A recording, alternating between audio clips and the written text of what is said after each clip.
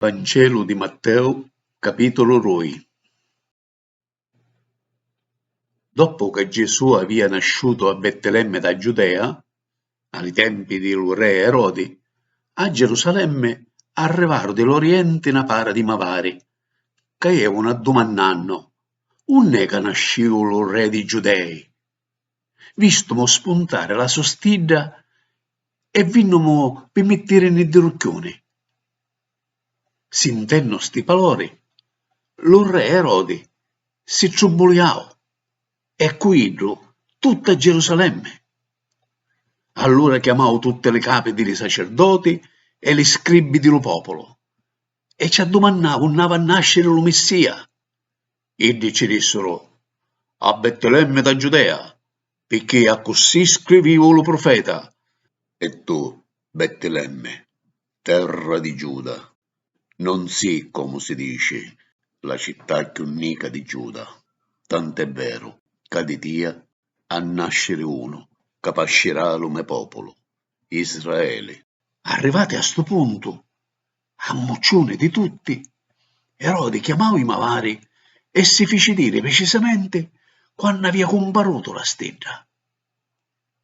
Li mannavo perciò a Betlemme, raccomandandoci iti e cercate a tutte banne lo piccirillo, e quando lo trovate, facete a me lo sapere, a così magari io mi metto un ginocchione. E dopo che abbiano ascoltato le parole di loro re, li mavare partero. All'improvviso, la stidda che abbiano visto spuntare addezzavo davanti ad edde e si fermavo sopra lo posto onde s'attrovava lo piccirillo. Pirenno la stidda, iddi erano contenti, si rallegravano. Quando trasero tra la casa, vittero lo piccirillo con sua madre Maria e si misero ginocchioni. Dopo rapero le suoi tesori e ci offrero per reale oro, incenso e mirra. A poi, avendo avuto avvertimento un do sonno che ci fece fare Dio di non tornare in di Erodi, s'arricampara al suo paese per un'altra strada. E dopo che partero, l'angelo di Geova ci comparì un tra lo sonno a Giuseppe e ci disse: Sositi, pigliatelo piccirillo e somacci e fuitenne per l'Egitto. State là fino a che io non t'avviso, perché ci manca poco che Erodi cerca d'ammazzare o piccirillo. Giuseppe allora s'arrosvigliò. Era ancora notte. Picchiò lo piccirillo e somacci e addezzaro per l'Egitto. Arrestavo già fino che morsi Erodi.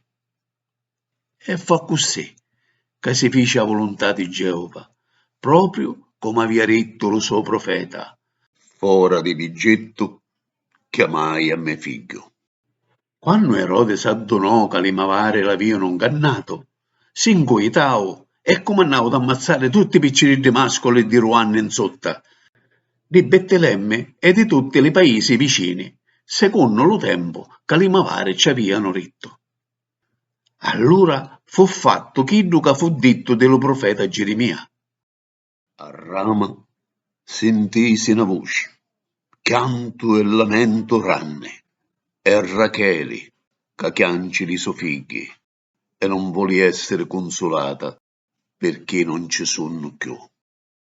Dopo che Erodi aveva morto, l'angelo di Geova ci comparì un tra lo sonno a Giuseppe dall'Egitto e ci disse: arrosbeghiti, sositi, piglia lo piccirillo e somacci e tornatene in tuo paese di Israele, perché quelli che volevano ammazzare lo piccirillo morsono tutti.